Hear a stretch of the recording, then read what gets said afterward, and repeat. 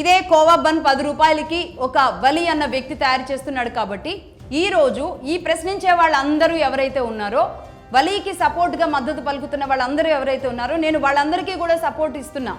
వాళ్ళందరి పక్షాన నేను కూడా నిలబడతా. తేజస్వి మీడియా చేసింది తప్పే అని అందరం ఒప్పుకుందాం. కానీ మీరందరూ కలిసి ఈరోజు food stalls, hotels, dairy farms వీళ్ళందరూ నిర్వహించే కోవా తయారు చేస్తున్న ఎవరైతే ఉన్నారో వాళ్ళందరికీ సవాల్ విసురుదాం.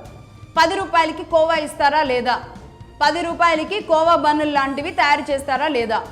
కావాలి అంటే దాని అంతటికీ కూడా వలీ కోవా బన్ అని ఒక పేరు పెడదాం.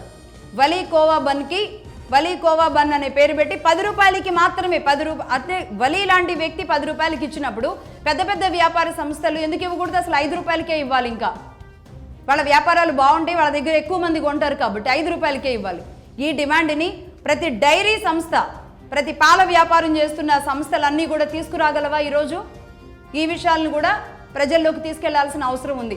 ఇక నుంచి ఎక్కడైనా సరే మీకు ఏదైనా కోవా కనిపించింది అంటే అడగండి. ఈ ప్రశ్నించే వాళ్ళని అడుగుతున్నా, పబ్లిక్ని కాదు. ఈ ప్రశ్నించిన వాళ్ళందరూ ఎవరైతే ఉన్నారో వీళ్ళందరూ వలి 10 రూపాయలకి ఇచ్చినప్పుడు మీరు ఎందుకు ఇవ్వట్లేదని అడగండి. 10 రూపాయలకి పైన మహా అయితే 5 రూపాయలు, ఇంకా పెద్ద కంపెనీలు అయితే 20 రూపాయలకైనా ఇవ్వాలిగా కోవాని. మరి 20 రూపాయలకి కోవా వస్తుందా? కోవా బన్ వస్తుందా? ఇది కూడా ఒకటి తీసుకువెళ్ళారు మరి సమాజంలోకి.